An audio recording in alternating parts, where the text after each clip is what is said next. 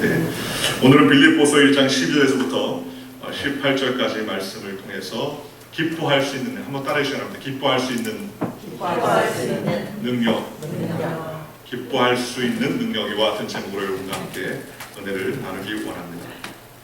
기뻐할 수 있는 능력, 하나님께서 우리에게 기뻐할 수 있는 능력을 하나님께서 허락해 주십니다. 개간지 현대문학의 2016년 1월호에 보면은요, 한국의 젊은 문인 20인이 뽑은 새로운 10년을 전망하는 단어들을 실었습니다. 그 단어들이 뭐냐면 분노, 좌절, 갈등, 양극화, 고령화, 환경 오염, SNS 등 이와 같은 단어들을 꼽았습니다.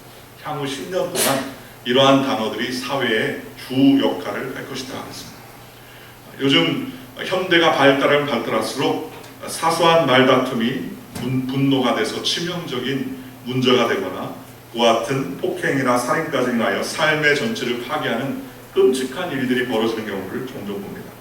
한국경찰조사에서 2014년 전국의 폭력범 36만 6천 명 중에서 약 42%인 15만 2천 명이 범죄한 그 42%가 순간에 분노를 참지 못해서 저지른 우발적인 범죄다라고 이렇게 이야기했습니다. 쉽게 말하면 조금만 더 참았으면 안 일어나도 되는 건데 그 순간에 분이 나고 그 순간에 분노를 조절하지 못해서 충동적으로 생겨서 난 범죄자다 했습니다. 평범한 한국인의 성인 10명 중에서 약 1명 정도는요, 분노 조절이 잘 안 되는 분노 조절 장애를 가지고 있다고 합니다. 그래서 겉은 멀쩡한데 한번 열이 나고 분이 나면 그냥 입에서 갖은 독소를 쏟아내고 옆에 만약에 칼이나 총이라도 있으면 쏴 죽이겠다 하는 말이 서슴지 않게 나올 수 있는 그런 분노 조절 장애자들이 많다는 겁니다. 미국 내에서도 총기 사건이 한번 일어나면 한두 명 쏘는 게 아니에요. 특별히 원한 관계에 있어서 쏘는 게 아닙니다. 그냥 불특정 다수, 내가 원하든 원치 않든 내가 알지 못하는 사람을 향해서 총을 난사하는 경우가 많이 있지 않습니까? 왜 그렇습니까? 분노와 갈등, 내면의 이와 같은 조절될 수 없는 내면의 분노와 그 삶에 편치 않은 것들이 끌어올라서 그것이 폭발하다 보니까 이와 같은 문제를 일으키게 되고 여기에 결론적으로 큰 어려움을 당하게 되더라는 것입니다. 그런데 이와 같은 일들을 해결할 수 있는 방법이 있습니까? 세상의 방법으로는 해결할 수 없어요. 그러나 세상의 방법이 아닌 하나님의 방법은 무엇입니까? 바로 하나님과의 관계를 올바르게 할 때 바로 이와 같은 분노를 잠재우고 승리할 수 있게 되더라는 것입니다. 여러분, 오늘 빌립보서의 사도 바울은 어떻게 합니까?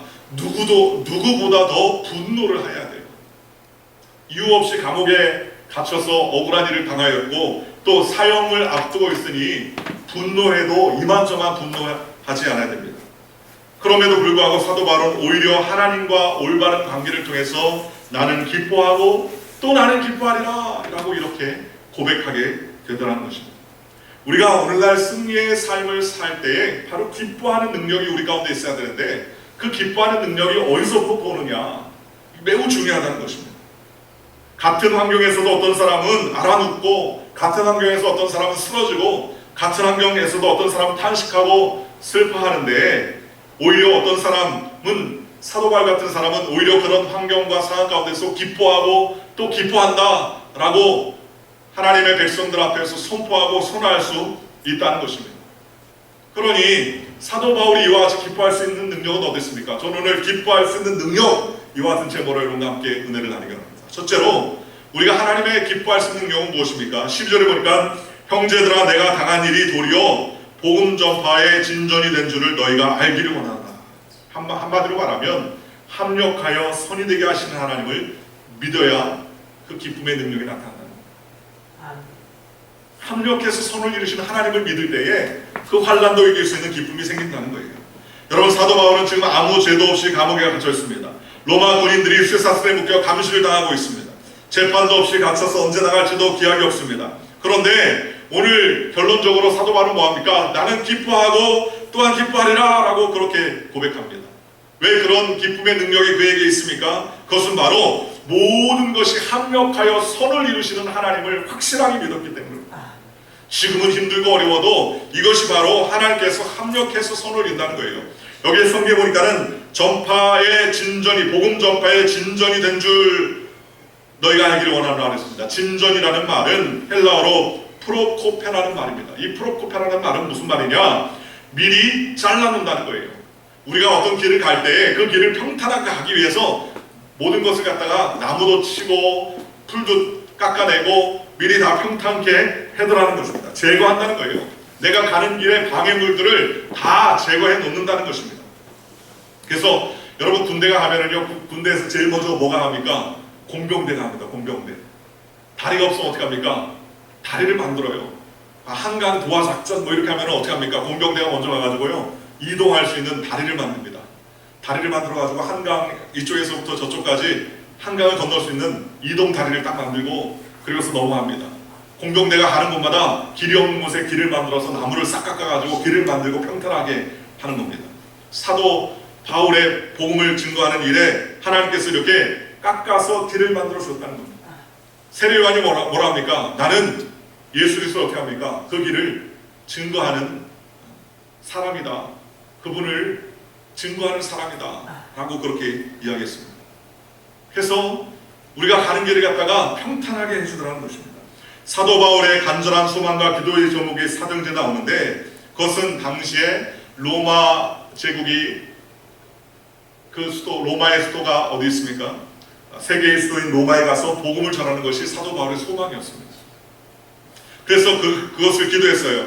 23장, 사도행전 23장 11절에 그날 밤에 주께서 바울의 곁에 서서 이르시되 담대하라, 내가 예루살렘에서 나의 일을 증언한 것 같이 로마에서도 증언하여 하리라 하시니라 하셨습니다. 로마에서도 증언하게 될 거야 라고 하나님께서 약속해 주셨습니다. 담대하라 그랬습니다. 그런데 어떤 일이 있었습니까? 사도 바울이 자꾸 복음을 증거하니까 유대교에 사로잡힌 청년 40명이 모여가지고요, 의식을 행합니다. 무슨 의식을 합니까? 사도 바울을 죽이기 전에는 먹지도 않고 마시지도 않기로 결혼합니다. 무시무시하죠. 요즘으로 말하면 IS보다 더한 테러 집단들이 생긴 거예요. 누구를 위해서요?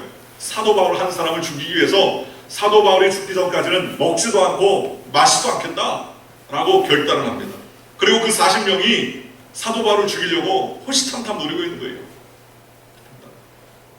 엄청난 장애물로 가로막혀 있었죠. 그런데 하나님께서 그 장애물조차도 합력하여 선이 되게 하셨습니다. 왜요? 예루살렘에 있었던 천부장의 이 테러 보고를 합니다. 천부장이 이 테러의 그 정보를 듣고서 보고를 합니다. 그리고 사도 바울이 압송당할 때 호위병을 붙들어줍니다. 그리고 짐승을 태워서 가이사랴까지 호송해 주면서 오히려 더 잘되는 역사를 합니다. 사도행전 23장 23절에서 24절에 이렇게 말합니다. 백부장 둘을 불러 이르되 밤 제3시에 가이사랴까지 갈 보병 200명과 기병 70명과 창병 200명을 준비하라 하고, 또 바울을 태워서 총독 벨리스에게로 무사히 보내기 위하여 짐승을 준비하라 명하여 그랬습니다. 여러분, 로마로 가는데 사도 바울이 자기 돈 들이고 자기 사람 데리고 자기 물질 들여서 갔으면 10사람도 못 데려갔을 것입니다.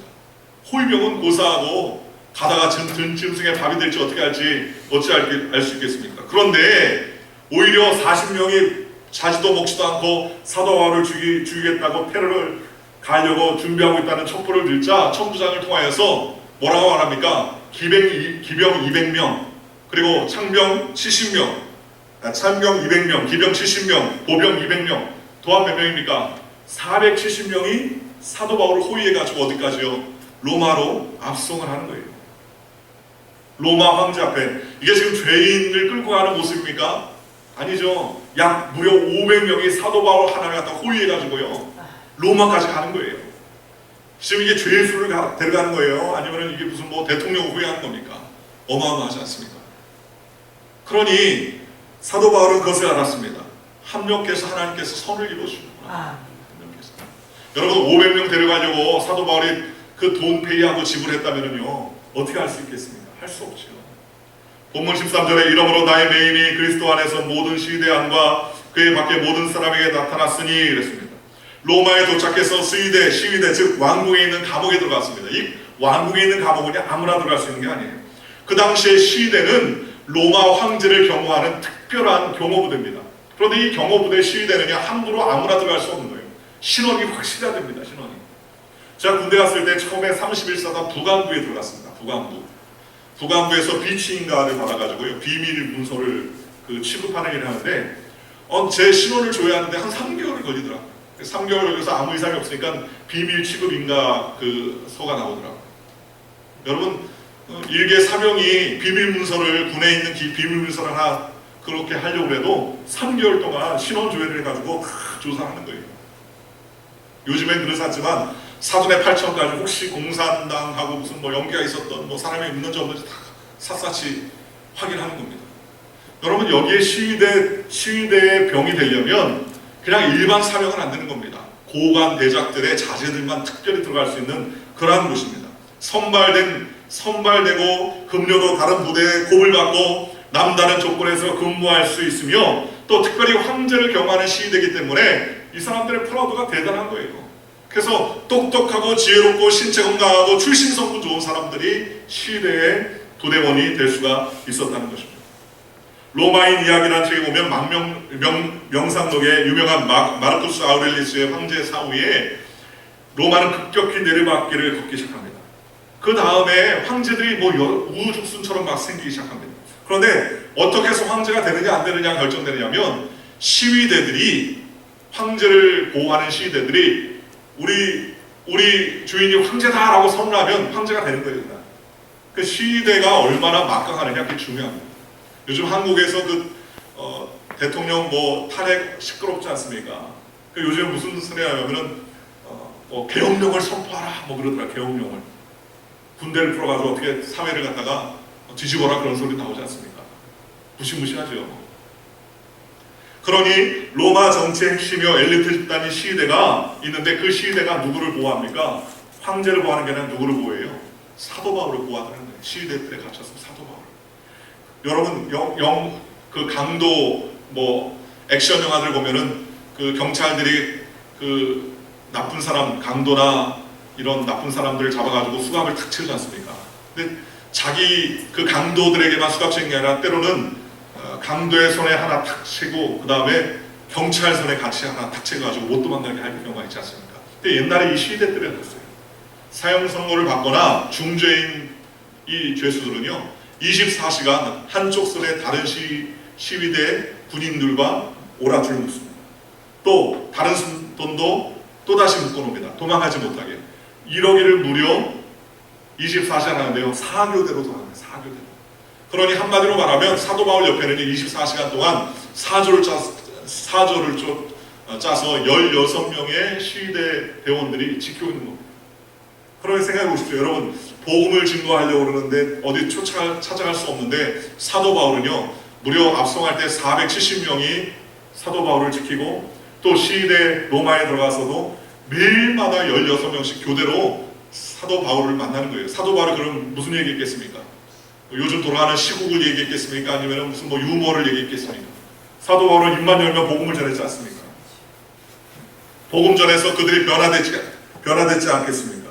나중에 그 전설에 의하면 네로 황제의 삼촌과 친척들이 예수를 믿었고, 또한 많은 순교자를 했던 도미니아누스 황제의 어머니와 딸도 기독교인이 나중에 됐습니다. 로마의 법정에 사는 피고가 자신을 변론할 수 있었는데, 사도 바울이 자신을 변론할 때에 그 변론의 모습을 보고서요 로마의 귀족들이 굉장히 감화를 받아가지고 감방에 있는 사도 바울을 쫓아와가지고 복음을 듣기 시작하더라는 것입니다. 고관들이 밤중에 찾아와서 복음을 듣더라는 거예요. 이게 전설로 내려온 내용 중에 하나입니다. 그래서 오히려 300년 안에 거대했던 로마가 무너지고 기독교가 국교로 공인되는 놀라운 역사가 있었다는 겁니다. 무슨 얘기입니까? 하나님께서 역사하시니까 합력하여 선을 이루는 역사가 일어나게 되더라는 것입니다. 하나님이 도와주니까 그 같은 역사가 일어나게 되더라는 것입니다. 여러분, 우리나라에 안중근 의사라는 분이 있습니다. 이토 히로부미를 저격한 우리나라 안중근 의사죠. 그런데 이분을 모시는 일본 사람이 있더라고요. 보니까 죽을 때까지 이분을 모시고요, 지금도 안중근 의사를 모시는 그와 같은 사람이 있습니다. 그런데 이 안중근 의사를 모시는 일본에 절이 있어요. 절. 근데 어떻게 모시게 되느냐, 나중에 얘기 들어보니까 안중근 의사가 그 저격한 다음에 감옥에 잡힙니다. 감옥에 잡혔는데 그 감옥에 헌병대에 그 헌병이 있었습니다. 일본 사람. 그런데 이 일본 사람 헌병이 안중근 의사를 갖다가 포박하고 붙들고서 24시간 감시를 하게 됐습니다. 그분 이름이 지바 도시치라는 분입니다. 지바 도시치라는 헌병입니다. 그래서 그분이 근무를 했었는데 처음에 일본의 유명한 정치인을 죽였으니까 안중근 의사에 대해서 분노하는 마음을 가지고 있었다고 해요. 이 도시치라는 분이 안중근 의사에 대해서 분노의 마음을 가지고 있었답니다. 그런데 시간이 지나면 지날수록 32살밖에 되지 않은 이 안중근 의사를 만나면서 이야기를 하다 보니까는요, 이 사람이 사람을 죽이려고 뭐 이렇게 혈안된 이 살인마가 아니라는 사실을 알게 됐습니다. 안중근 의사가 동양 평화를 갈구하는 굳은 의지와 높은 인품의 소유자라는 것을 알게 됩니다. 그렇게 해서 서로 가까워지기 시작합니다. 그분은 이 지바 도시치라는 일본 사람은 불교인입니다. 그런데도 불구하고 카톨릭 신자였던 안중근 의사를 흠모하기 시작합니다. 그리고 나중에 교수형으로 32세에 안중근 의사가 죽었을 때에 마지막으로 지바 도시치 씨에게 필묵을 전달하는데 그 내용이 뭐냐면 나라를 위해서 몸을 바침은 군인의 본분이다라는 이 필묵을 하나 선사합니다. 그래서 안중근 의사가 테러리스트가 아니고 정말 동양 평화를 위해서 살았던 아주 귀한 사람이구나, 간산이 없는 사람이구나, 그걸 갖다가 알게 되니까 이 사람이 일본으로 건너가가지고요, 안중근 의사 사진을 걸어놓고 위패를 모셔놓고요, 그 필묵을 걸어놓고 매일 아침 저녁으로 그를 위해서 불공을 들기 시작했다는 겁니다. 그게 100년이 넘었어요. 무려 100년이 넘었습니다. 지금도 그 절에 가면 안중근 의사와 위패가 준비돼가지고 해마다 안중근 의사가 돌아왔을 때가 되면 그렇게 한다는 거예요. 여러분, 제가 왜 이야기하냐면 한 사람, 안중근 의사 옆에 있었던 그 한 사람 변하니까 지금 100년이 지났어도 그를 추모하고 신처럼 섬기더라는 겁니다. 그렇다면 사도 바울이 수많은 시대들 앞에서 무슨 이야기를 했겠습니까? 사도 바울 때문에 가마 감동받고 예수님을 아는 놀라운 역사가 있었지 않았겠습니까? 무슨 말입니까? 모든 것을 합력해서 하나님께서 선을 이루시더라는 거죠. 어렵고 힘든 일이지만 하나님께서 역사하시자 하나님께서 길을 열어주시더라는 것입니다. 로마서 8장 28절에 우리가 알거니와 하나님을 사랑하는 자 곧 그의 뜻대로 부르심을 입은 자들에게는 모든 것이 합력하여 선을 이루시더라. 모든 것이 합력하여 선을 이루시도록 하나님께서 역사해 주시더라는 것입니다. 여러분, 우리가 기뻐할 수 있는 힘의 근원이 바로 여기 있는 거죠.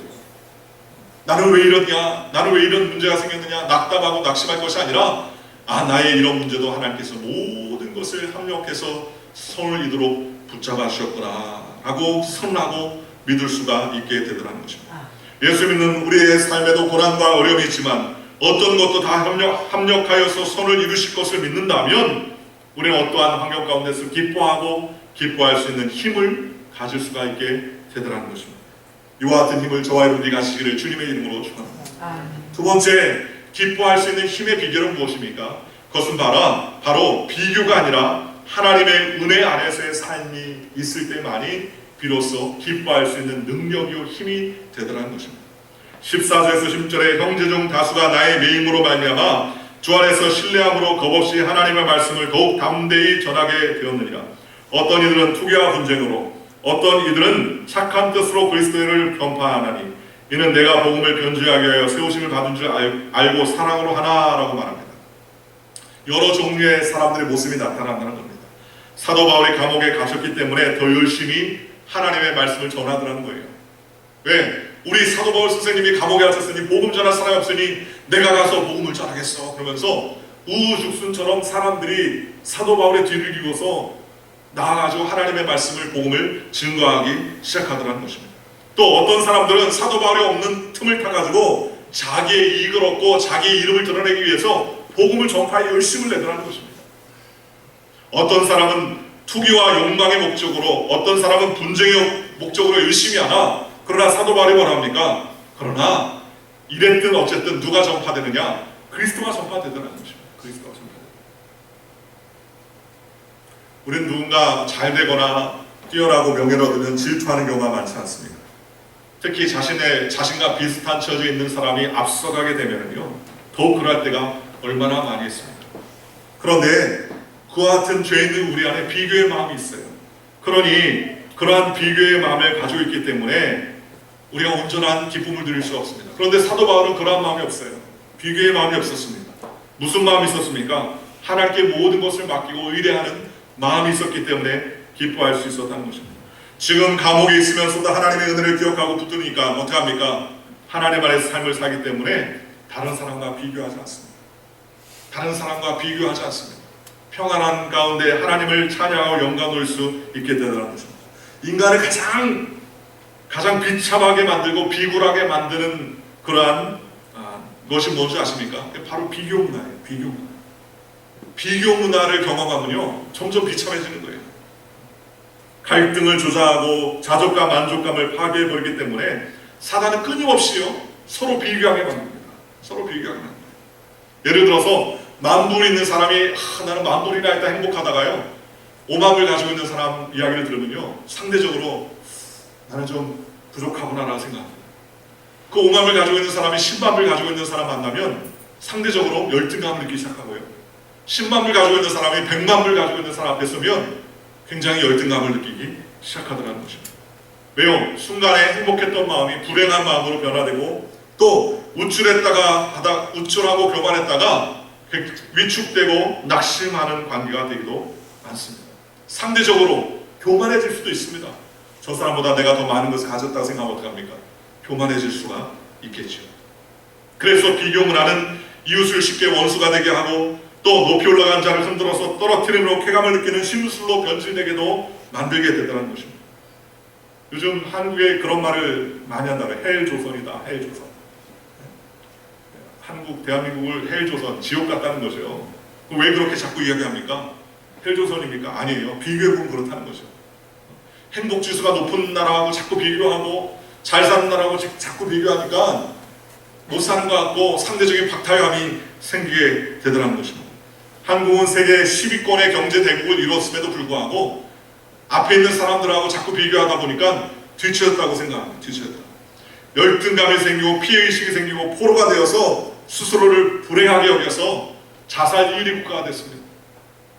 제가 어렸을 때도 자살하는 나라들이 많다고 유럽에 그런 나라 많다고 참 불쌍하다 그러면서 뉴스에 나왔었는데 이제는 우리나라가 그렇게 됐습니다. 한국이 그렇게 됐습니다.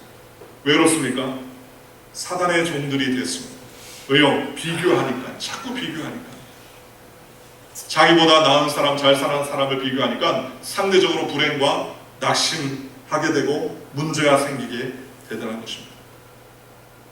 그러니 그것 때문에 여러 가지 환난과 어려움이 생긴 거죠. 그런데 사도 바울은 그렇지 않았다는 거예요. 어떻게 합니까? 하나님의 은혜를 깨닫고 하나님의 은혜를 생각하고 하나님의 은혜에 거하니까 끝까지 위대한 변화를 이루고 끝까지 하나님 안에서 승리할 수 있게 되는 사도 바울이 감옥에서도 기뻐할 수 있는 이유가 바로 거기 있죠. 누구 때문에 기뻐한 것입니까? 그리스도의 복음으로 하나님으로 말미암아 은혜 때문에 기뻐하고 하나님께 영광 돌렸습니다. 사도 바울이 이전에 기독교에 대해서 포행자요 회방자였으며 핍박자였습니다. 그런데 바울을 주님께서는 은혜로 붙들어 주셨습니다. 이게 바로 은혜라는 것이에요.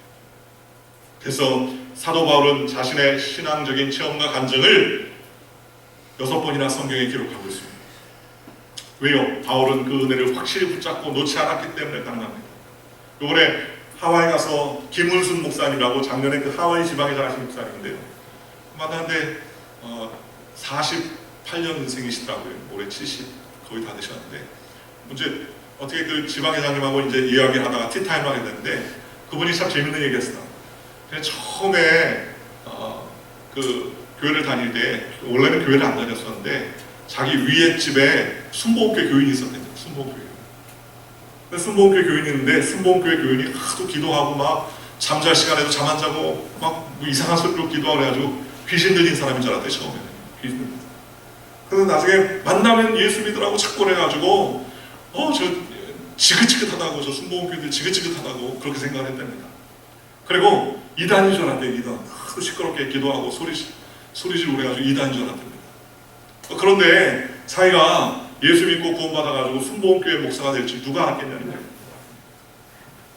한나 할아버지 목사님이라고 같이인데 세 분이서 이제 티타임 하는데 그분도 48년생인데 한나 할아버지 목사님이라고 그 한국 분이신데 일본에서 오랫동안 사셨더라고요. 근데 일본에 그 김일 목사님이라고 했습니다. 지금도 살아 계신데 그 목사님 교회에 초신자 구역장을 했었대요. 그 초기 때. 그런데 목사 맨날 이제 젊은 구역장이죠. 40년도 넘은 일이니까 젊은 구역장이 성경책 끼고 성전을 막 보면은 이 얼마나 이쁩니까? 그러면 이렇게 꿀밤을 지어박았답니다. 이쁘다고 그러면서 꿀밤을 지어박아서 주의 종이 될지어다, 주의 종이 될지어다 그러면서 꿀밤을 한 대씩 이렇게 줬대요. 그러면은 그 한나 할아버지 그 성도님이 구역장님일 때 저 목사님 주책이라고 내가 왜 주의 종이 되냐고, 내가 이렇게 잘 먹고 잘 살고 했는데 왜 내가 왜 쓸데없이 주의 종이 되냐고, 이상하다고, 목사님 왜 그런지 모르겠다고 그러면서 그랬다는 거예요. 그런데 주의 종이 돼가지고 노숙자들, 그 다음에 문제 있는 사람들, 거기에 그 조폭들 그 사역을 하시고 계세요. 조폭들을 거느리고 사역하고 복음 전하는데 애쓰십니다. 그래서 2년 전에 선교대 나왔을 때 그 김일 목사님을 우연찮게 엘리베이터에서 만났답니다. 그랬더니 목사 안녕하세요 그러면서 인사했더니 쳐다보면서 누구냐고 그래서 옛날에 이만저만해서 제가 목사님 항상 꿀밤 넣으면서 목사들이라고 그랬는데 그때는 안 믿었는데 제가 지금 선교사가 목사가 돼가지고 이렇게 하와이에 사역하고 있습니다. 그랬더니 깜짝 놀라면서 주머니에서, 호주머니에서, 지갑에서 꺼내더니 100불짜리를 몇 개를 꺼내더니 주면서 맛있는 거 사 먹으라고 그러면서 돈을 주더랍니다. 여러분, 우리에게 무슨 소망이 있습니까? 하나님의 은혜를 붙드는 소망이 있을 줄 믿습니다. 저와 여러분이 일상에서 참된 기쁨의 능력은 어디 있어요? 세상의 물질과 명예에 있는 것이 아니라 하나님의 은혜 안에, 우리가 부름받은 사명 안에 우리가 하나님의 은혜 가운데 나아갈 수 있는 소망을 굳게 붙잡고 나간 것, 이것이 바로 하나님의 진정한 기쁨의 근원이 되신 줄 믿으시기를 주님의 이름으로 축원합니다. 샌프란시스코에 있는 금문교회는 1933년에서 37년에 걸쳐서 만든 길이 2825m의 세계적인 교량이에요. 그런데 이 금문교, 이 골든게이트를 만들면서, 브릿지를 만들면서 수많은 사람이 공사 중에 바다에 떨어져서 죽었답니다. 그래서 공사하다가 너무나 사람들이 많이 빠져 죽으니까 그 공사 밑에다가 그물망을 쳐놨다는 겁니다. 그물망. 그런데 희한하게도 그물망을 쳐놓고 난 다음에는요, 한 사람도 바다에 빠져 낙상해가지고 바다에 빠져서 죽는 사람이 없더라는 거예요. 능률이 더욱더 오르고 작업도 몇 배나 올라갔다는 겁니다.